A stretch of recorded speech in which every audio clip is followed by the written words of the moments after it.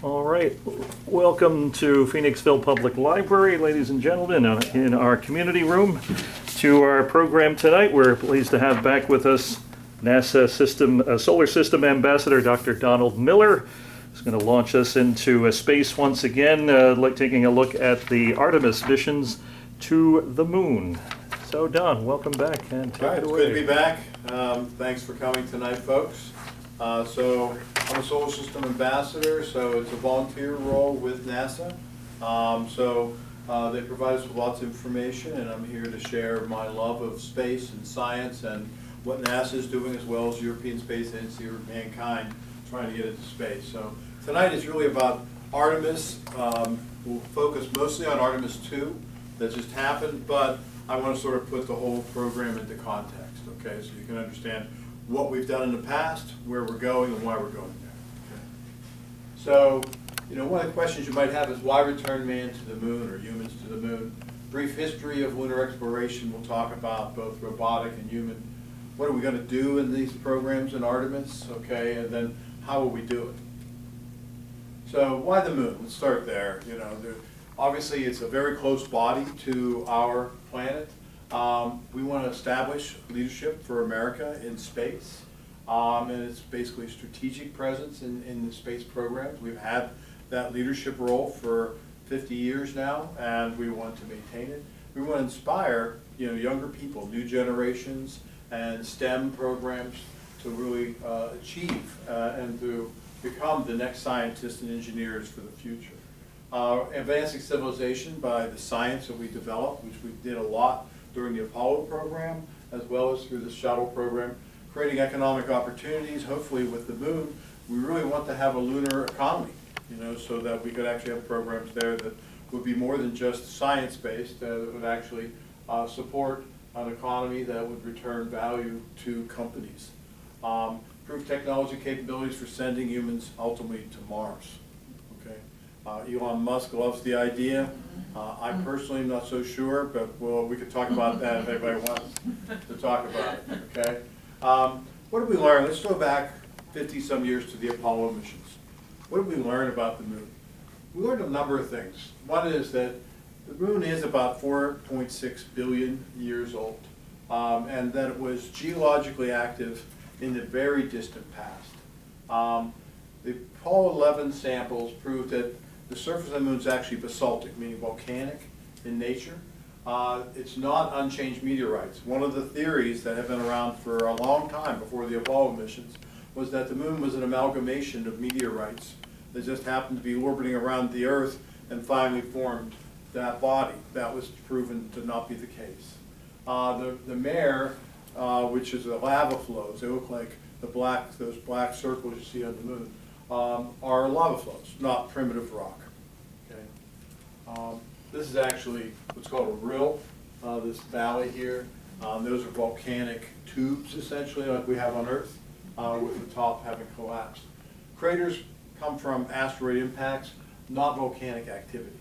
When they had volcanic activity, it was really cracks, and then it just oozed out the lava. And the moon is seismically active. There are moonquakes. When the Apollo astronauts were up there, especially Neil and crew, they actually put mirrors up there so we can actually, at seismometers, so we can actually detect the moon having earthquakes. And the moon's not geologically active today. You say, well, why is it having moonquakes? Well, the moon, believe it or not, even though it's 4.5 billion years old, is still cooling. The center of it is thousands of degrees, and as it gets cooler, it shrinks a little bit, and then the surface has to crack, and it's getting a little bit smaller. The moon, actually, we discovered, has an atmosphere, believe it or not. It's pretty small. It's 3 with 14 decimal points before it, so 0.000, all 14 zeros and a 3. What's interesting is the elements that are in it. We don't have these on Earth in our atmosphere, potassium and sodium. We think it's due to the micrometeorites that are pulverizing the surface and throwing up material into make this very, very tenuous atmosphere on the moon. We did learn that there's water on the moon. When we take samples and we look at lunar rocks, we can see that there's water bound up in those rocks. moon surface has been mapped in incredible detail from after this. We have a thing called a lunar reconnaissance orbiter that's been going around the moon for about 17 years. It's about 50 miles above the surface, and the imagery is spectacular. How spectacular, you say, Don? This is an image they took of the Apollo 11 landing site. These are Neil's and Buzz footprints going across the surface. Okay? Here's the discarded cover. Here's the lunar module that they launched off from. That is the site. Wow. My hope that years from now, when we have people living on the moon, that this is made into an international historic site. No one puts their footprints on top of Neil and Buzz. It would seem like it would be criminal, right, to do that. People are idiots sometimes. But, well, you're always going to have somebody who's going to want to run through it or something stupid. The coldest location of the solar system was identified on the moon at the bottom of a crater that never sees sunshine, only 41 degrees above absolute zero. Space is really cold. Unless you have a star nearby, our sun in our case, that's heating it, all that heat just radiates off into space.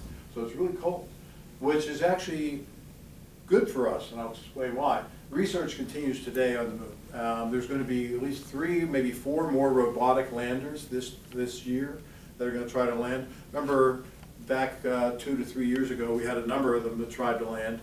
One did successfully. The other one's tipped over. And then the company tried to get it tipped over. So we're hoping that that won't happen now for the 3rd time. The one company is a Pittsburgh-based company. I grew up in Pittsburgh, so I sort of cheer them on.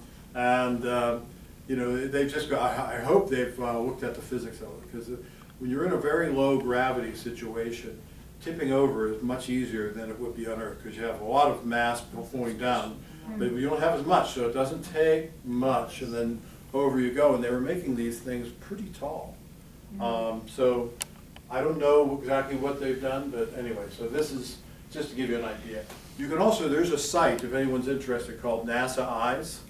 If you Google that, NASA Eyes, you can go on that site, and basically you could put in Lunar Reconnaissance Orbiter, and it'll take you right to the Lunar Reconnaissance Orbiter. It's all a high definition simulation with real imagery, and they'll show you real images of the moon, and you'll be in, like you're in the Lunar Reconnaissance Orbiter going over the surface of the moon, and it's just breathtaking.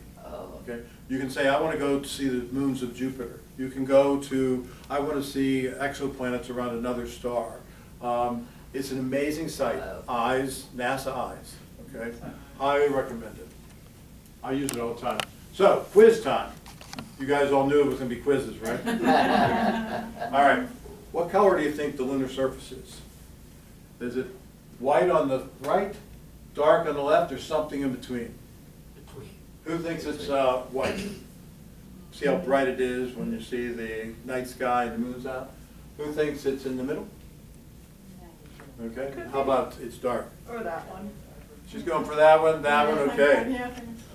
Good call. Moon surface is really, really dark. If the moon's surface was bright, inherently bright, like clouds or even our planet, it would be blinding at night. It only reflects about 12% on average of the light that hits it, okay? Earth, for example, with our clouds and stuff and the polar caps, we reflect about 30% on average. Pure ice will reflect about 70 to 80%, to give you an idea. So, thank goodness if you want to do astronomy and enjoy the night sky, the moon is dark. Okay. And again, to your question before, you can see how black it gets. Yeah. If it's allowed to be just for millions and billions of years, just exposed to radiation. There's a lot of carbonaceous material in meteorites, and that carbonaceous material with the UV radiation from the sun just basically polymerizes into a carbon black. Okay. It's beginning in '94. There's a whole generation of robots that have been going here, and so they all have great names.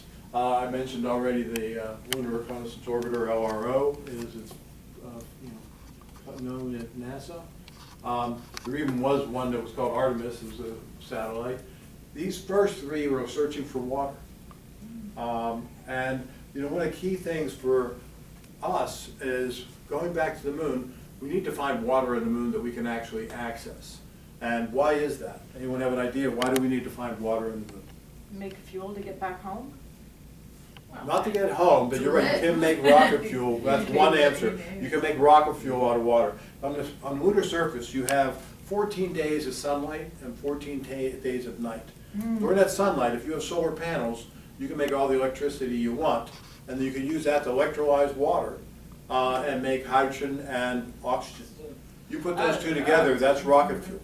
Okay, they all spontaneously combust to go to water. So that's what we would do, like to launch to Mars. And one of the benefits is that the gravity of the moon is much smaller than that of the Earth. So it's about 1/6 of the gravity of Earth. So it takes a lot less energy to launch from that. One of the things in space, and I don't have time tonight, and I don't want to get into the science of it, but the launching a rocket is basically tyrannical on energy. You have to use so much fuel to launch off, but yet when you launch, you're mostly carrying fuel.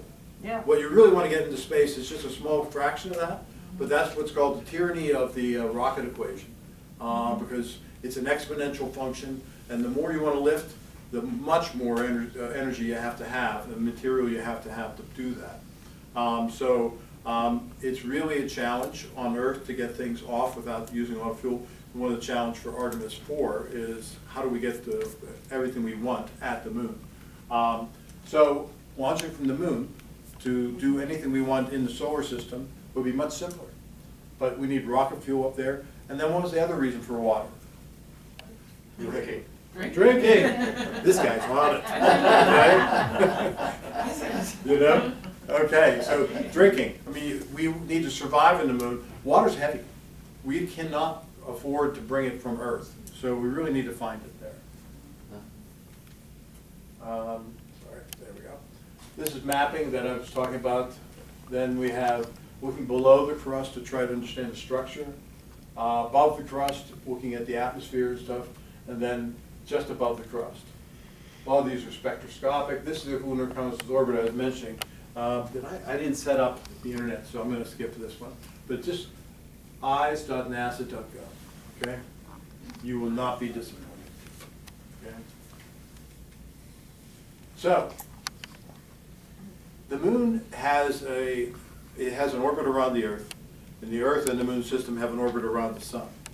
Earth is tilted from its orbit about 23.5 degrees, and that causes our seasons, right?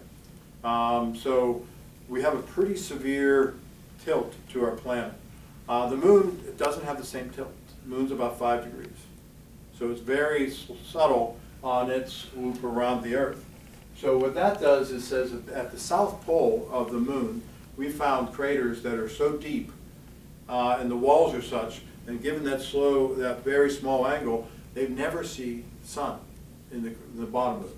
Remember before I said the coldest spot in the solar system that we found is in the moon or one of those craters.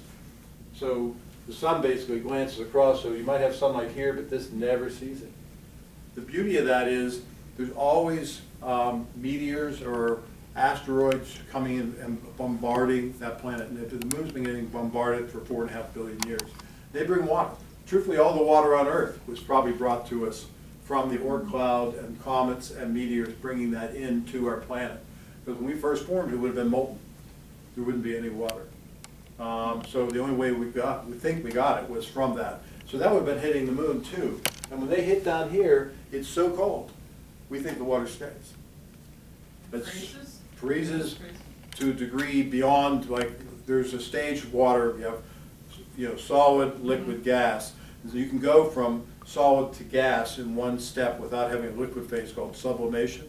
So if you try that on Earth, it's like when you have dry ice, it just goes directly to a gas. Same thing can happen with water. If you have it in vacuum, it'll just sublime. But it's so cold, that process won't happen. So if we can get down in here, collect that ice and bring it out. And that was one of the rovers that we wanted. We actually built a rover that was going to be like we have on Mars. We have two right now, two really active rovers on Mars. We wanted to have one on the moon because we've never really had, as NASA, a rover on the moon. Unfortunately, what happened to it? Anyone know? No, never got that far. Government, our friends in Congress, cut the funding. So the whole thing was made, no way to get it to the moon. So basically they scrapped it for parts. It was such a crime. So the job that was going to go down in there and try to see what's there. Would have been cool. So you get some nice views of, this is different times of day, but what I'm talking about with shadows and craters. So best place for water. Moon's gravity is uneven. You know, over the eons, the moon's been bombarded by different types of impactors. Probably some of them that we've assessed are really quite deep down into the planet or moon. So you can see a map there of gravity. It's not uniform across it. It's not uniform across the Earth either, but it varies here a lot less than we're seeing on that. What's your base? I was just thinking the gravity would be caused by the movement, right? Well, eventually the gravity would cause a movement of the satellite going around it, or a spacecraft trying to go around it. It's going to be affected by different gravitational pulls as it goes around it, which is important. See, what they did here is we actually had two satellites that were a set distance apart, and then from Earth we can actually monitor the time it takes light signals from each of those to hit us. And then if they're slightly different, we use that on satellites that are out around Jupiter. So we can actually map the gravitational fields on planets or moons by just, even that far away, we can do it by just how. When they were in Artemis, they were constantly monitoring. This is not Artemis. Yeah, I know, but I'm saying. So we also did it with Artemis too. Yeah, so that they know. That's exactly right. With They always know where it was. Where they were, how fast they had to go. It's called the Deep Space Network. It was actually built originally for the Apollo program. There's a huge collection of satellites, one in California by the desert. There's another one in Spain just north of Madrid, and there's another one in Australia. Each about 120 degrees apart around the globe. So at any time and anywhere in space, one of those stations is available to check what's going on. If you want, look up Deep Space Network, and you can watch as signals are coming in real time. You can see, oh, it's talking to Voyager. Oh, it's talking to the James Webb Space Telescope. Data's coming in from it. It's kind of fun, you know. So anyway, we want to map it so that spacecraft can navigate more safely and properly for this. One of the things we discovered is that the near side, that's the only side we can see. Remember, the moon is tidally locked to the Earth. Okay, so its orbit. When it does one orbit around the Earth, it does one rotation at the same time. So it's always doing this. So it's called tidally locked. Same thing happens to moons around Jupiter. And so we always see that face on the left, but look at the face on the right. That's the far side. Some people used to call it the dark side of the moon. Not dark at all. It's the same, you know, as the other side, but it's the side we can't see. So notice the difference. And one of the questions you could say is, well, why is it different? We don't know. Okay, you can have theories, but it's one of the things that we don't understand. You know, did the Earth protect it on the one side, but not on the other? Not clear. So somebody answer the question about the moon. Why is the far side so different from the side we can see? Where did the moon come from? And we have the current theory is that there was a Mars-sized body early on in the solar system formation that hit the Earth, totally remelted the Earth, and threw off enough material that formed the moon. You know, that seems to fit the data we have from Apollo rocks. But you know, is that right? So we need to do more investigation on that. The water that we know there's water there, but can we utilize the water? So that's still an unanswered question. The moon, the crust on the moon's far side is thicker than it is on the near side. Huh. We don't know why. Can we actually make a permanent human facility on the moon? So let's move on to Artemis. Artemis happens to be, and I think it was very clever, because the Apollo missions were the original ones that landed on the moon. The twin sister to Apollo is Artemis. So it's a really, I think, well-fit, well-chosen name. The NASA's goal to land the first woman, a person of color on the moon. I think it's more than time that we did such things. It's about time. Exactly. Science objectives for Artemis, we want to understand planetary process. How did the moon form? How does bodies form? Because we're always looking out in space and looking at other stars. We're finding all kinds of planets around them. But if we can't even understand how planets formed in our solar system, how do we understand how planets formed in other stars?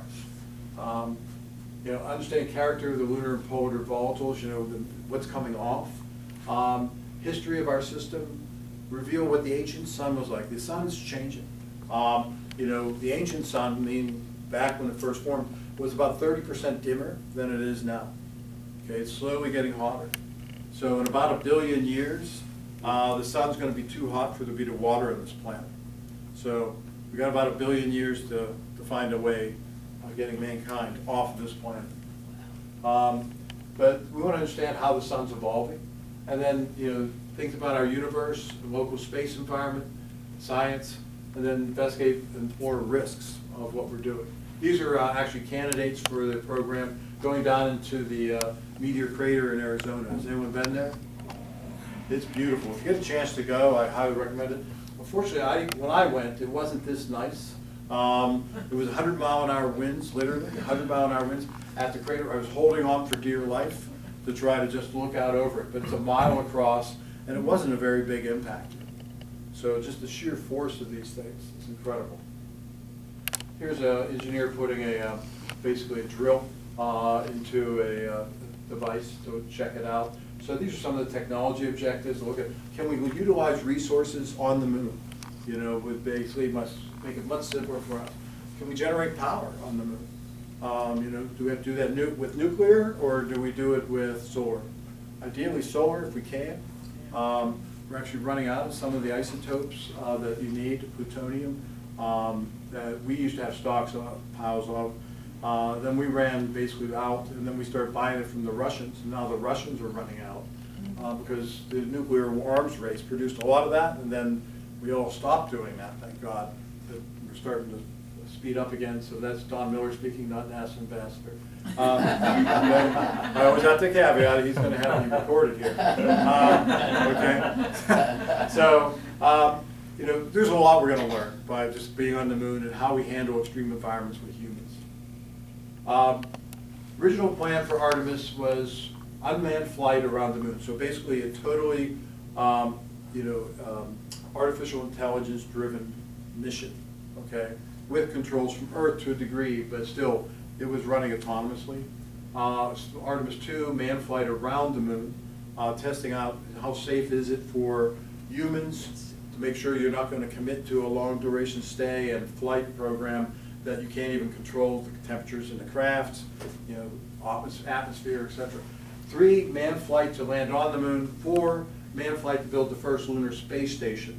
So the thought was to build like an international space station that was looping around the moon in a very unique orbit that would have taken it very close to the surface and then further away, and would have used very little energy to do it. And then Artemis 5 and onwards would be adding parts to the gateway and using this landers and actually rovers that had pressurized modules, like anyone old enough to remember some of the old shows where they go around in spacecraft and they have it, so it's great. New plan, we did Artemis 1, and I'll go through the details in that, unmanned flight. 2, manned flight around the moon. But 3 now is a manned flight in Earth orbit only. This is testing docking procedures for basically the module that would go to the moon and the engine driving it and refueling. Okay, and then 4 would be the manned flight of the moon to land on the moon. So the timing here is next year to do this. Artemis 4 in 2 years to actually land on the moon. And then 5, building the first lunar space station. Gateway was canceled, okay? And they canceled it. Officially, that's not the term. Don Miller speaking. So basically they temporarily stopped funding for it, which normally in government speak is it was canceled, okay? So we'll see if it comes back, but right now it's canceled because the difficulty is that orbit was doing like this. When you launch from Earth to the moon, like NEO and all the Apollo programs essentially went to the equator and the moon. So it's pretty much a straight flight out, and the term they'll use is something called delta V. When you have to change velocity and direction, it takes a lot of energy to do that. So you're just landing at the equator, you're pretty much going straight in, landing, and you come up. But they were going to be landing at the South Pole, and you've got this orbit like this. So now you're coming in like this, and then you're going to have to use a lot of energy to change direction to do this. So both companies who are working on this said, can you please relax that requirement for us having to dock with the space station, and we just go directly to the site. With the first lunar space station, who was going to build that? Was it just the United States, or was it going to be an international, or with? NASA's going with contract services, so they're trying to go to a model where they contract out and try to basically reduce the government cost, but share the risk with companies who want to do it. And that has worked on some things, not so well on others. And it's still sort of a development thing at NASA, how we manage that. So the answer to your question is, SpaceX was looking at this, as well as Blue Origin from Bezos. They're also working on the lander for going to the surface. Okay. Let's go here. So Artemis I, let's go sequentially. Launched in 16th November 2022. There's a liftoff. Flyby was just 5 days later on the 21st. Returned to Earth in the beginning of December. Very successful mission. Worked out very well. They were pleased with how that it worked. Did we learn some things? Yes, we learned some things. I'll talk about that in a second. So here's basically the schematic, just to give you guys an orientation. So start off in green is the liftoff. So you can see it going from Florida there, 1, 2, 3, 4, loops around our planet, and then it makes what's called a translunar injection around 7, and that comes off. Here is when they're putting out what are called CubeSats. NASA loves to do, every time we have a mission, we don't try to do just one thing. So there's a primary mission, then we do a bunch of things besides that to test out future technologies or to take advantage of it. If you're going to ride along, some of these CubeSats are really about the size of a shoebox. And so they just jettison these things off. And so they jettisoned those things off, and then they come out here and did to the moon, and then they looped around the moon for a while, and then it came back and landed.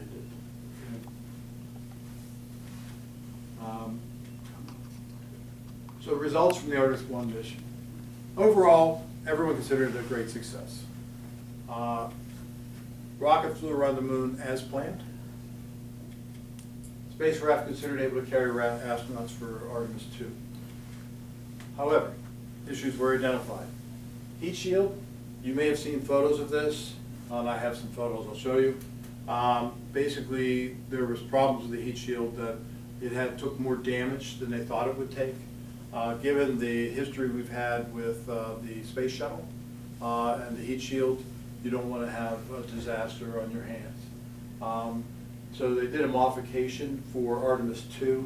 Essentially, with Artemis I, they wanted to do what they call a skip procedure, where normally, like with Apollo and other missions, have come straight in, and they want to make sure that they're going right for the sweet spot of getting into our planet atmosphere. Otherwise, it's like a stone on the surface of water. You can bounce off the atmosphere. So normally that's considered a problem, but it also could be a benefit. The benefit is, if you do what's called a skip procedure, they were actually going to skip the craft multiple times on the surface and then have it dive in.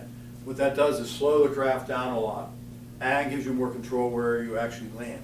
When you see those videos on TV of the astronauts, the module coming down, the astronauts got out, all looks like it was planned to the centimeter. But reality is they had like maybe 5-10 miles, couldn't even see it. Where did it come down? Okay, so they want to have much more control. That would be why we landed them in the ocean. Yes. Yeah. It was for safety as well as, truthfully, simplicity. Rather than having to have something that comes down and needs then rocket fuel to actually then control it, like Musk is doing with his recoverable first stage engines. But that requires material as well as, to your point, safety issues. So the skip procedure, what they discovered was the skip procedure is really hard on the heat shield. because that multiple hitting, you're in the atmosphere, you're hitting it hard multiple times. It caused a lot more heating than the heat shield was originally intended to, well, what they thought it would achieve. And what happened was gases were produced inside there due to the temperatures, and they caused explosions, micro explosions, that chunks of the material flew out. Luckily, it wasn't enough to cause anything catastrophic. But they changed that for Artemis II by the angle of descent. They just went more for the straight in. Was that just go burn in there, get it over with quickly. Don't do a lot. They would go around like that or something when they came in. They didn't go. No, they came in. They did not do any skip procedure. But then, so power conditioning unit was shut off to non-critical units due to radiation effects. There is, beyond our planet, you have no protection by the Earth's magnetic field. So radiation is significant. The sun's always putting out radiation, as well as intergalactic space. You get cosmic rays coming in from the center of our galaxy, etc., which are high energy particles, and they play havoc with electronics. So they fixed that by software, trying to reroute things to be ready. If there's something goes wrong, they can go to something else. Launch tower actually blew off a number of elevator doors when they first for the Artemis I. Sounds kind of funny, but that's not something they want to have happen, so they actually strengthened the doors dramatically. And for Artemis II, it worked fine. So here's the heat shield. So you can see the chunks that came out. It was very concerning. A lot of work was done to try to understand what was the cause, and I think they really got to the bottom of it. Yeah, because they didn't find any of that on Artemis II, did they? No, they did not. I'll show you the pictures. So Artemis II. This brought the first humans closest to the moon in over 50 years. You had a crew of 4 here, launched on April 1st, came back on the 10th. Crew was announced back in 23. The max distance from the Earth, and this is a new record for humanity, was 252,756 miles. One physicist was trying to say, well, wait, what about the other side of the Earth? And so they were trying to play games with it. But anyway, that's a number, I'll just accept that number. The closest they got to the surface was just a little over 4,000 miles above the surface of the moon. But it was enough to make those incredible photos you saw. Points of interest: heat shield damage minimized compared to Artemis I. This is an image that actually, remember how they had divers in the water? This is the photos that the divers took. Okay, so you're actually looking at it right after it landed. And some people were pointing at this, but this is actually just a hatch, and they thought there was damage. There's no real damage here. Now, I read the report from NASA. I only looking at what's available publicly. Okay, I have no special knowledge, but they said minimized compared to Artemis I. So low number of pitting, smaller size. So still pitting, okay, but not as bad as you saw in the previous picture with Artemis I. Sometimes it takes a long time for information to get out, so I just go with what I can read on the internet and find it for good sources. I go with it. Launch modifications, we feel avoided that damage you saw in Artemis I. Issues during the mission, all minor. One was the Universal Waste Management System, the toilet. Okay. It wasn't there, Universal Waste Management. The UWMS. And turns out the woman on there, Christina, was the expert on the toilet, so she had to go fix it. So one that was simple, any engineer would know, you got to prime the pump. Okay, so the pump was dry and it just wasn't working. Okay? And all spacecraft, including the International Space Station, have had issues with regards to urine, which normally is just jettisoned. Okay, on short duration missions, jettisoned. Problem is, you get ice forming outside, and that can clog it. So they got to go out sometimes and clear it off. Okay, but for longer missions, they would do what you see in the movies, where they basically reclaim the water, and you could drink that water because again, it's heavy. They had also problems with odors in the cabin, like old heater smell. They said didn't quite. I didn't see anything identifying where that came from, but they said it was somewhere around the UWMS, so could have been the same sort of issue. Also, internal cabin temperature management issues, because when it's in the sunlight, temperature can heat up to outside to be a few hundred degrees. Direct sunlight is very hot, even at our distance from the sun. And, but then when you're on the cold side, like if they're in the shadow of the Earth, then it can drop down to a few hundred degrees below zero. So they had trouble with the heating system, so I think that's probably something we'll probably do more work with, but they were able to manage it. Didn't seem to be severe. There's just a quick movie. Women across our great nation who have worked to make this day possible. I give you a go to launch Artemis I. For the first time in 50 years, we were breaking out of low Earth orbit to head toward the moon. We are putting something that we dreamed about into reality. It sent a message really to the world that we have laid the foundation for a generational rocket. How many times in your career do you get to be a part of a first? And liftoff of Artemis I. We rise together back to the moon and beyond. For Artemis, this is just the starting point. Ladies and gentlemen, your Artemis II crew. Thank you to the NASA workforce. Thank you to our industry partners, everyone in Europe that's working for this. America has made a very deliberate choice to curate a global team, and we are going to the moon together. We need to celebrate this moment in human history. It is the next step on the journey that gets humanity to Mars. Am I excited? Absolutely. We're going to test out the vehicle's ability to conduct rendezvous maneuvers, the crew's ability to actually fly Orion manually, and most importantly, we're going to test the environmental control system. We got humans on board. We got to keep them safe. We got to keep them breathing. And then we're going to have them come back at that high-speed entry of 32 times the speed of sound to make sure that they can survive this for future missions. And so we have new launch commit criteria, we have changes to our procedures, changes to our timelines. We have new systems for crew, we have new systems in the capsule, we have an emergency egress system. By building incrementally these capabilities, improving these capabilities that we have, we will be able to live on the moon and be able to perform science for deep space exploration. I am ready for Artemis II. The SLS team is ready for Artemis II. We are ready for Artemis II. We are ready. We are ready. All right, I'm ready, let's go. So you need a little bit of pep there, yeah. NASA's good at producing those sort of videos, so, but it is really inspiring, right? That we're going back to the moon. We have successfully taken humans around it. And so there's some firsts here. Crew integrated flight test system, our rocket going around. Active board system is new. Demonstration of support systems, life support. Proximity operations, demonstrations, spacecraft, how do you manage it, being close to it. Collecting data on the humans in the spacecraft and transmitting that to Earth while it was all happening. There's a lot of science going on the Artemis II mission. Conducting technology demonstrations. There's a lot of things that changed how the egress system worked. So if there was a problem, it would have safely taken them off of the top of the rocket.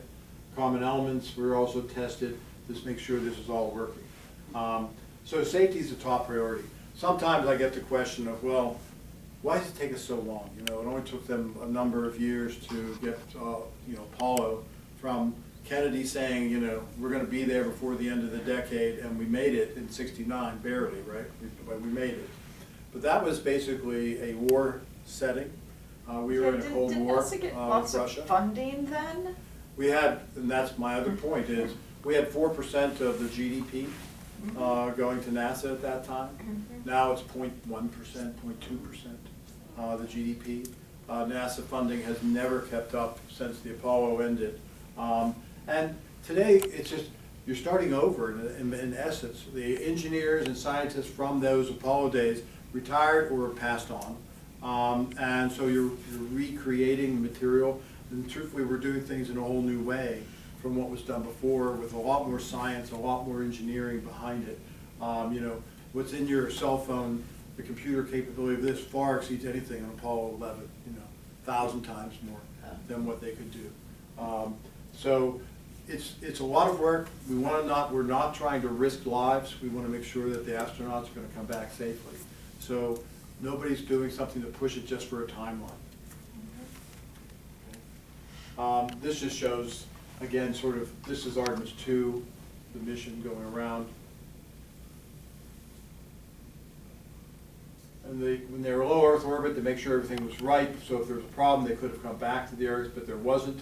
So then they do the green shows the lunar injection burn. So they ignite the rockets to push them into a higher orbit, and that will then ultimately lead them to slingshot around the moon. The beauty is once you get on this orbit, you can make little course corrections, but the Earth moon gravity system, you're just going to slingshot around and come back. Okay, so it's beautiful calculations of orbital dynamics to say, okay, so they're not using fuel here, it's just the moon's grabbing it, slingshotting it around, and sending it back to the Earth. Okay. That's what I was talking about when I was saying that. Oh, I see, okay, Yeah, that's the that's loop, what okay, I I didn't know what you was- meant, sorry. And then in they come. Yeah, just off San Diego. So here's the same sort of thing. One thing they did do when they were still in low Earth orbit, they did a series of proximity operations. So they had, the rocket that got them up into the low Earth orbit wasn't what was taking them to the moon. But before they left that section, because they disconnect from it, they started doing all these different maneuvers around it. And they were testing to make sure, can I come close? Can I come sideways? Can I go underneath? Can I do all these different 17 steps to make sure that they actually had the controls and the ability to actually maneuver the craft so that for Artemis III and beyond, they would know that these systems work. You don't hear about that on the news, but that's what, so there's a lot of work that goes on behind the scenes. So you got the Space Launch System, then you have the Orion capsule, and then you have the ground systems. Those are sort of the foundation of any of these missions. This is actually the system itself. So you have that solid rocket boosters, Northrop Grumman, you can see who makes these things. You've got, launch abort systems. So this service module here is actually produced by the European Space Agency. So this is really an international effort, as well as with many companies involved to do it. Boeing's involved, etc., to make this. The boosters you can see there as they're being set up to, this is all inside the assembly building. Then you can see the size of the rockets as on the RS-25 engines. Each produce 500,000 pounds of thrust. Core stage then being assembled there, and then the upper stage, and then you have these fairings to adapt from one module to the next because they have different sizes. So the mobile launcher is really cool. There's like a 27-year-old female engineer who drives it. And it goes 1 mile an hour is the normal speed. Top speed is 1.5 miles an hour. So it's like, And you have to get like special rock for that track. It's crushed stone. Yeah. But it does sink into the ground. This thing is massive. This is the same one from back in the Apollo days. Yeah. So they've kept it. It's was the largest mover on Earth. I don't know if there's anything larger today. But, they go slowly because this whole thing, if you've ever go to the Cape Kennedy, it's a preserve. So there's alligators going across here. Oh my gosh. There's turtles. Oh my gosh. And so, well, I want the job. There's a whole crew of people whose job it is to walk in front of this thing and pick up turtles. Move the alligators out of the way. Okay? And it's only moving 1 mile an hour, so you can okay, I can beat that. Right? And they're keeping an eye on it to make sure, but it's a few miles it has to go, so it's pretty cool. And then we get it up here and set it up. So I would have liked that job as a kid. So the Orion, as I was saying here, the Space Adaptive Jettisons and the service module, this was, I said, the European Space Agency, and that worked beautifully. And the Europeans are very proud of that because it provides the power for the module, provides propulsion. Service module, if you want to get more, that's a link for it. You can just Google it. I don't know, I thought I put a UR. I tried to put QR codes on here so you can use your phone. I don't know why I didn't get on there. Okay, here we go.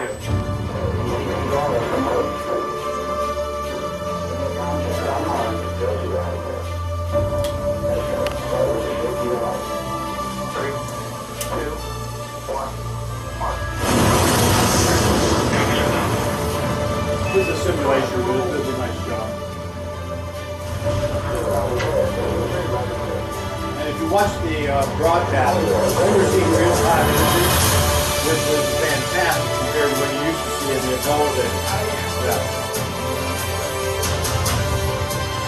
How come the solar panels? Separation from the Earth and space station module about.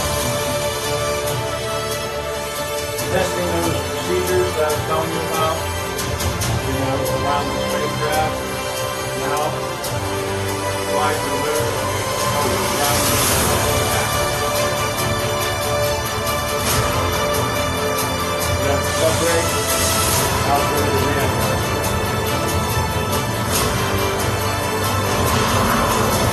All the shoots, you know, deployed beautifully. Looks just like that. And here's the crew again. Incredible. But you know, it's sort of like in the movies. You know, you see Brad Pitt or one of these guys in the movie. You know, they're the people you see on the screen, but it's thousands of people beneath them that makes that possible, right? Sure. Same's true here. I mean, these people are standing on the shoulders of thousands of people who make this thing possible.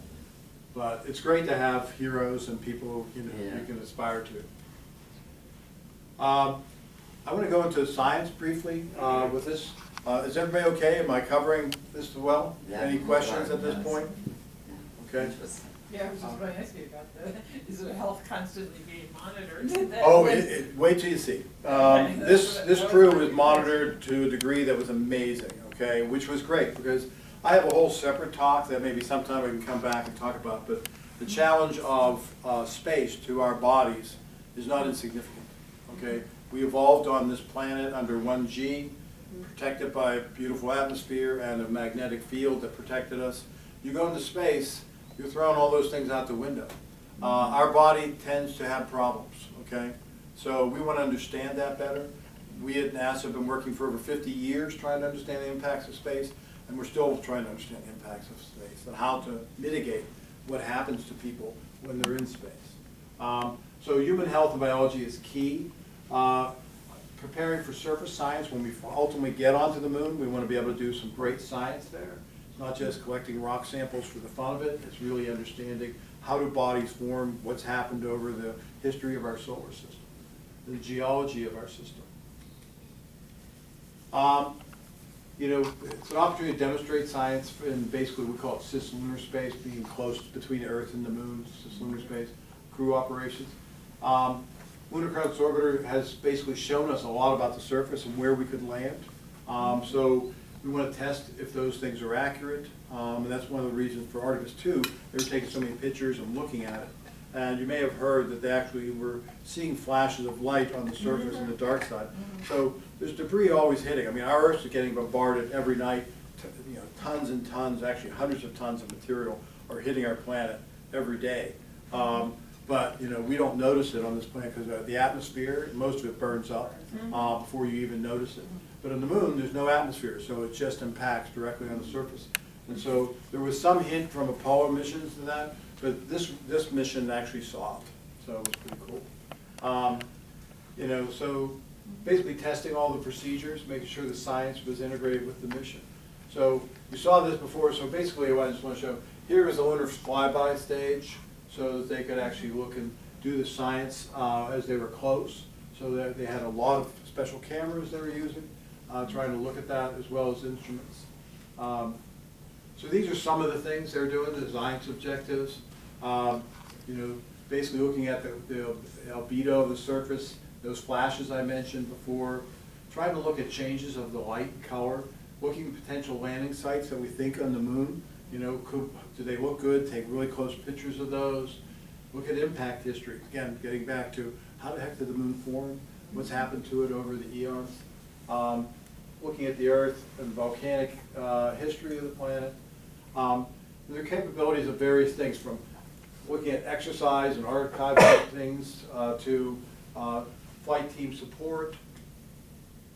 So these are the CubeSats. 4 CubeSats were launched on Artemis II. Basically, first one here is aims to test electric components in the future lunar rover on the moon. You know, how they're performed under the influence of space and radiation.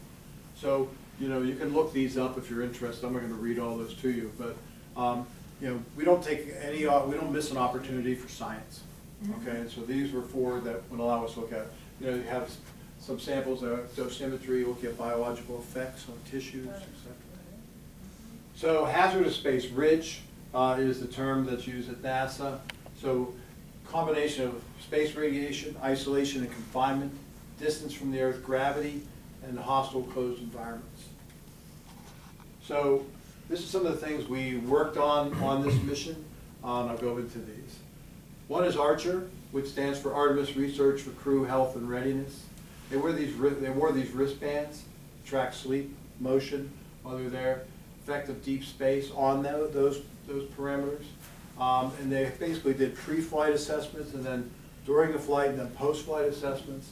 And basically all that data had to be collected in real time, sending back to the Earth.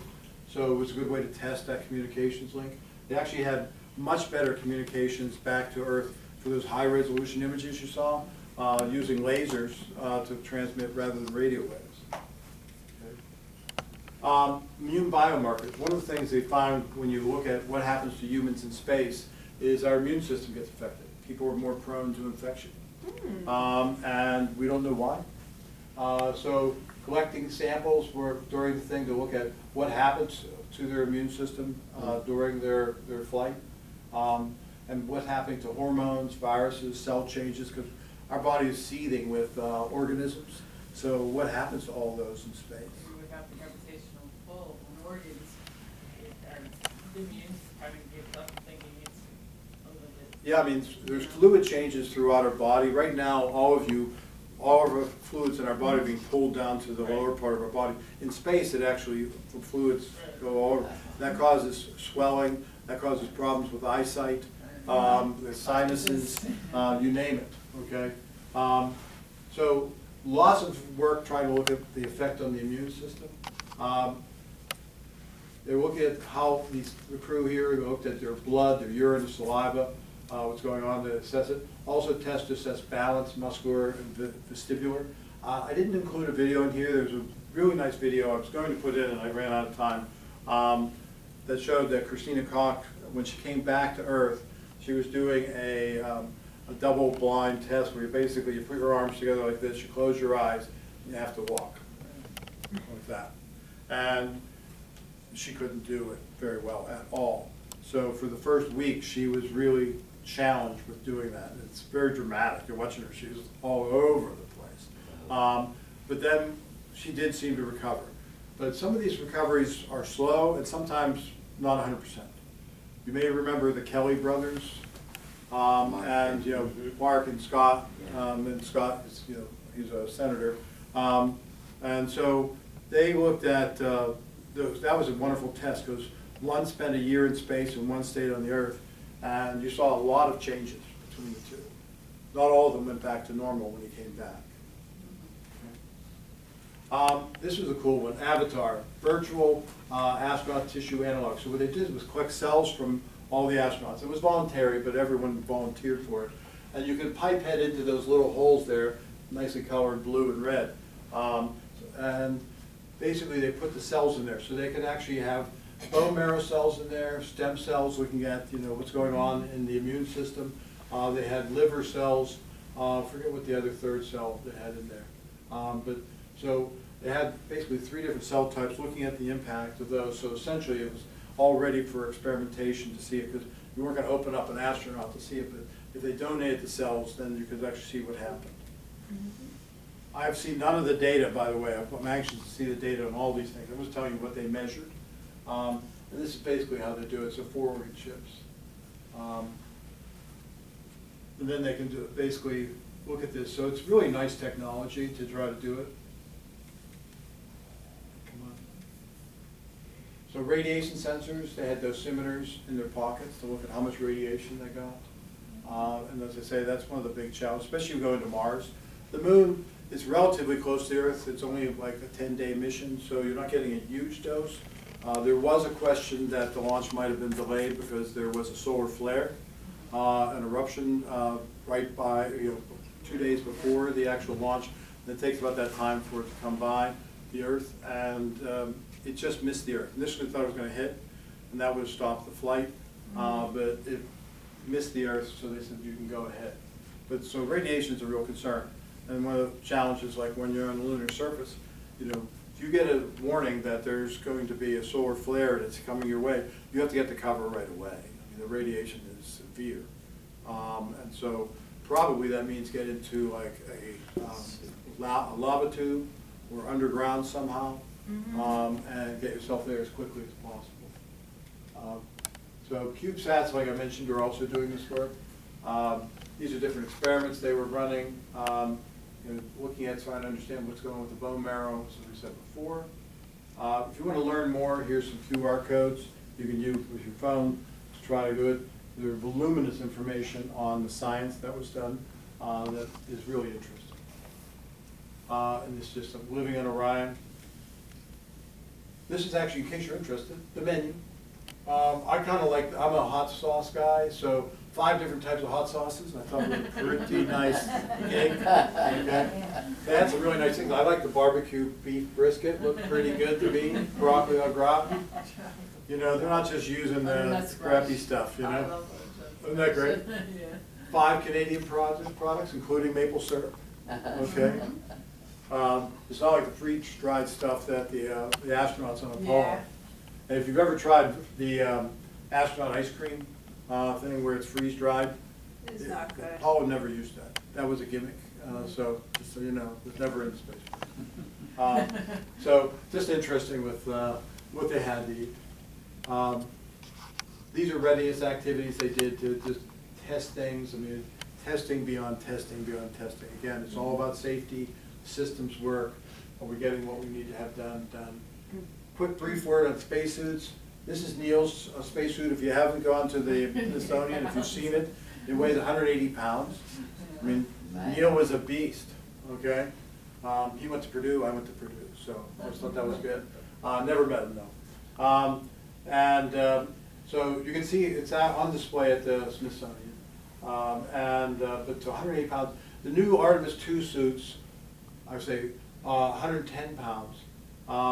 And they're fine for flying around. They're still heavy though, okay? And there's a lot of work on spacesuits that people spend their career trying to develop better spacesuits.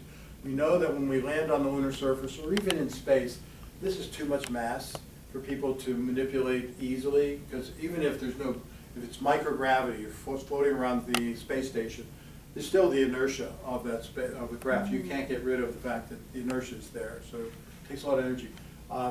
I've read some of the stories from the Apollo astronauts.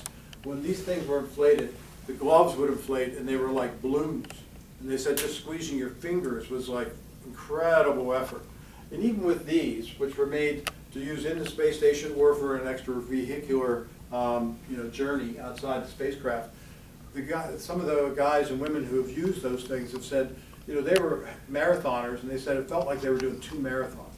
They said, physically, it's extremely challenging, a ton of work using these spacesuits. So we need much better spacesuits than we have now, rather than they get into space and they're big balloons, okay? And actually, for us going forward, this article, there was an Inspector General report, just came out on the 20th, so a week ago. I read it through, it's got umpteen pages, but you can look at it yourself there. Current spacesuits were designed for the International Space Station 50 years ago. Okay? We haven't improved them since that. So we need new spacesuits. Given what I was saying before, at NASA we tried to de-risk things and put some of the burden on companies developing these things to take some of the risk too. So we went to 2 companies, Axiom and Collins, to develop new spacesuits. Unfortunately, Collins ultimately realized they weren't going to be able to come close to the timeline, and they dropped out. Axiom's still in, and the model was in this report. Basically, the Inspector General basically challenged the model because they said, you're not just trying to develop another thing, because what we were trying to do here was have them develop it, and then since they're companies, they want to make a profit. So they're like, we have to rent the spacesuits from the company. Okay, so we wouldn't, as the country, own the spacesuits, we're renting it for a fee. Problem is that whole model for something where it's very experimental and developmental, that the criticism by the Inspector General was this isn't the right approach for this sort of project. And it's led to delays. Right now, they were supposed to have, like I said, 2028, we're supposed to launch and land on the moon. We're not sure the spacesuit's going to be ready. Okay, this just came out 7 days ago. So we could be held up just by the spacesuits alone, let alone other issues trying to get onto the lunar surface. So this isn't a minor issue, it's a major issue, and something we have to look at how can we accelerate that. And maybe we need to bring that back into NASA, and NASA works on it to try to see what they can do to solve it. This was a little zero-G indicator. A kid from California came up with people from all over the world to do designs. This is what is a zero-G indicator. When astronauts go up in space, they have to know when they've actually gotten to the point where there's no gravity, so they don't hurt themselves. And so they always put something soft and pushy, fluffy, to just so float around so it wouldn't hurt them. So it's cute. Okay. Artemis III mission, details really haven't been released yet, okay? But the point is to test the systems on low Earth orbit, as I mentioned at the beginning of the talk, so that if something's not working right, it's easy to get back to the Earth and fix it. This is going to include how do we rendezvous and dock between spacecraft, more than just move around like we did on Artemis II, actual docking, trying the procedures. And this is we need the landers from SpaceX and Blue Origin, and life support that goes along with those. Those landers are yet to be tested either. And we've only got 2 years before we got to get there. So you can imagine, you don't want to get astronauts landed on the surface of the moon, excuse me, and you can't get them off. Okay? So this is a whole other aspect I don't have time to go into here. Truthfully, there's not a lot known. Every mission we come up with a really cool patch. So this was the patch for Artemis II. The astronauts' names are on there. Just people who worked on the mission all through. I love this guy with the big wrench. Always look out when there's going to be a mission. See if NASA's letting you put your name on the mission. My name went to, on Artemis II. Wow. So this is my boarding pass. I scored 685,000 frequent flyer miles. Pretty nice, huh? It's a nice little gimmick. The kids love it, but it's kind of thrilling for yourself. My name is on the rovers on Mars. Great. Wow. It's a little chip. They they open it up to the world. Anybody can put their names on, but they only get like a few million people who ever seem to go through. I'm like, why wouldn't you do that? To me, it's like, well, yeah, if I'm with Don Miller going around Mars. Yeah. Okay. And my name right now is going out to Europa, one of the moons floating around Jupiter. Wow. Okay? So always check, because you can do it. This was, the boarding pass, of course you can't put it in now, we're back. But when Artemis III happens, probably won't do it for that. Before, you want to go on the landing. You'll probably have that ship go to the surface of the moon. Right? So I want to thank you, and any questions you might have. You alluded to earlier the problem with solar radiation, particularly as we move beyond the magnetic field of the Earth for a long period of time, such as traveling to Mars. Right. Would you care to say anything more about that challenge and how it's being overcome? It's a real challenge. I mean, the way that NASA, we basically track astronauts' radiation exposure for their whole career.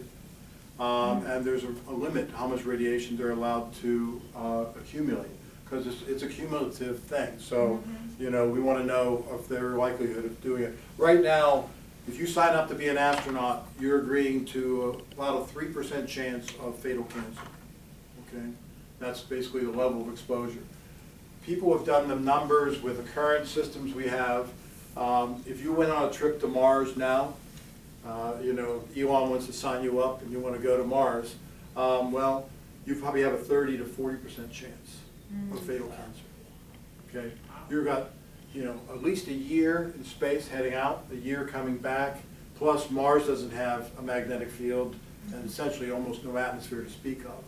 So right now, the big challenge that Musk doesn't talk about, and you don't hear much in the news, is how do we protect those people from radiation?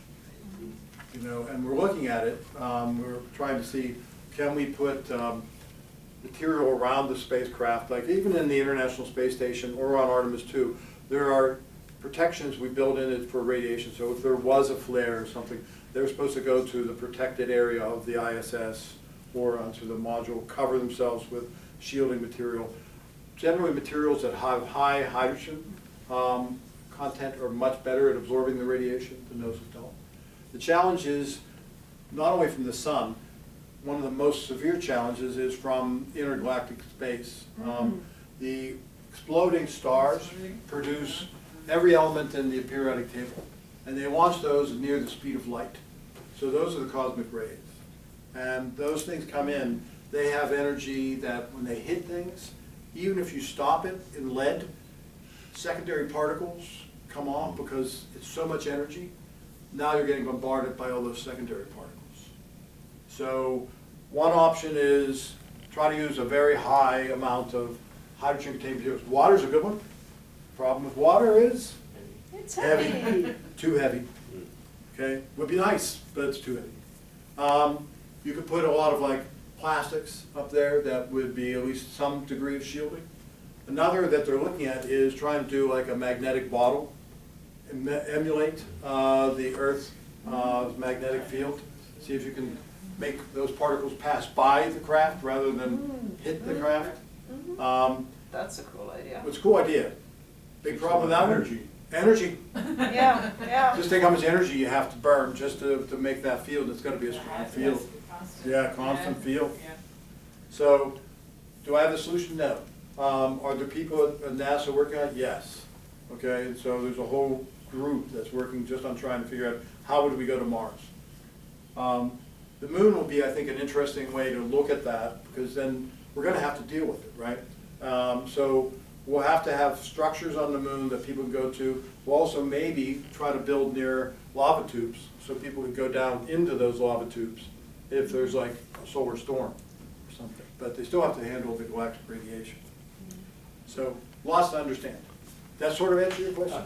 You've done as well as we can in this. Yeah, in this setting. Yeah. About 2 weeks ago or so, there was a launch from Cape Canaveral that went basically north, and it was viewed by a lot of people on the East Coast. Pictures on the local news and so forth.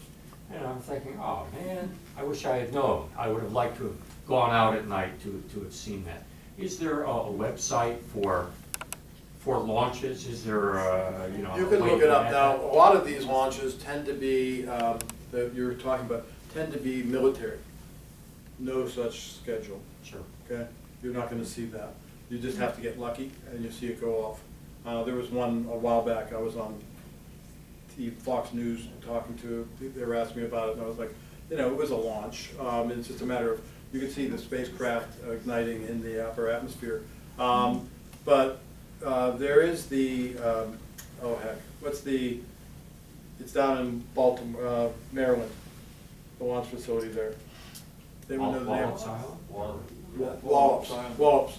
Wallops has a schedule, okay, but they don't keep to it real well. So you have to try to see. So a lot of times you'll say, okay, we're going to launch, and then that window changed. We're now at another window. So it's a tough thing to go down and see if you're going to get it right. But look at Wallops because they send up supplies to the International Space Station all the time.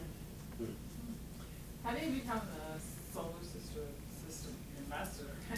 Basically, once a year they open up the application process and you can apply. You tell them your background, your interest in the area.